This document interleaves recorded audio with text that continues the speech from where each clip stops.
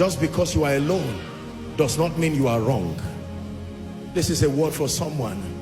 Just because you are alone in prayer, alone in giving, alone in the sacrifice. Everybody has gotten a job except you. Just because you are alone, they don't know what you are confronting. There are age-long altars that have vowed that nobody rises, and God is submitting you. Do you know there are many things that God calls us to do, that in doing them the benefit is beyond ourselves?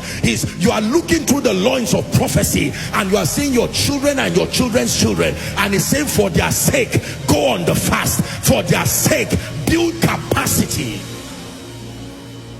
Elijah, you are a prophet, but eat. The journey is far. You'd have no idea where you are going. He ate a little and he slept. He woke him again. He said, eat.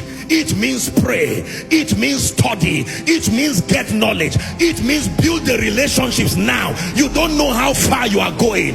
You may not have the luxury of these men you are seeing now. Invest in relationships. Invest in prayer.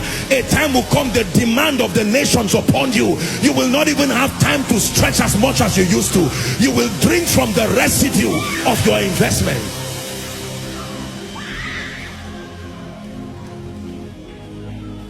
This is the place of encounter. Do to me what you want. This is the place of surrender. Do to me what you want.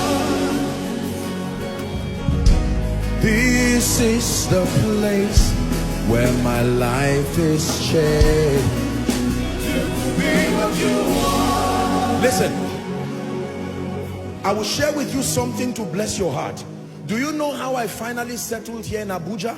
For 3 years, God began to speak to me that the season, a dimension of my ministry and my work was coming to an end.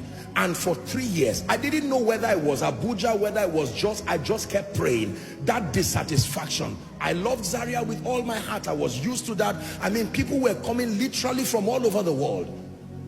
It was at a point of ministry excellence and results like you have not seen. And yet God was saying, this is just a layer. There is another layer. Remember ye not the former things. You can like yesterday too much. You will lose tomorrow because of yesterday.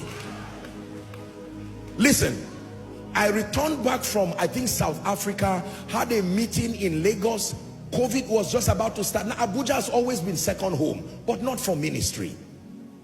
I didn't know whether it was Abuja, whether it was just perhaps maybe among my people to just go. It was just in my heart. I knew I was having visions. They were not yet clear. It does not become clear from the beginning. It is not an unusual experience you are having. That's how we all pass through it. Anybody who understands building prophetic destiny, anything that comes with clarity from beginning is a sign that you are in error. God will always demand faith. There is a sign to that vision that will be hidden. It's your commitment that will cause him to unravel it. God is a God that hides himself in light. He will give you an experience and hide it back to draw you.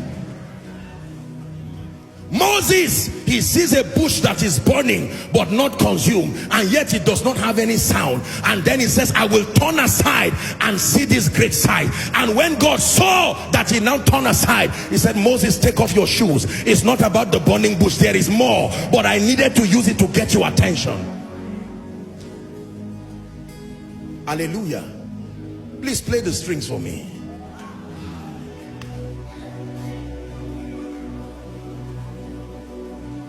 Listen, ladies and gentlemen, what I'm teaching you by the Spirit of God, I'm giving you a compass to navigate the days that are now before us, because there will be a divergence. Respectfully speaking, you will find out that many lampstands will suddenly go down, and then others from nowhere. Yet there are those that will remain burning because of the intelligence to discern and to navigate prophetic seasons.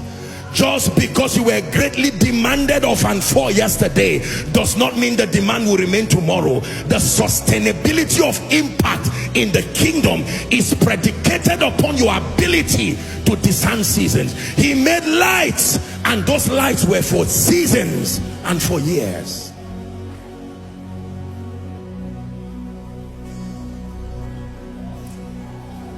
discernment. I remember I returned from Lagos and then I left for London. We were about the last set of people to leave London. As I came to Abuja, I think preparing to rush back to Zaria for a miracle service or somewhere, that was when they announced the lockdown, the global lockdown. Ladies and gentlemen, that lockdown you see, that was it. I said, no, there has to be a reason. Lord, what am I going to do with myself now? If I had left, I was considering using another flight. I would have been trapped in London for 3 months, roaming around the streets of London. But then God brought me, and as soon as I came, I know that God is a God of purpose. And I just said, okay, my people, God bless you. When COVID is over, we'll have our time. It was that time. Finally, Lord, is it Abuja? Is it just? Is it where? And I was praying, and the spirit of prayer came upon me, and it was at that time I just saw the map of Abuja. I said, that is it.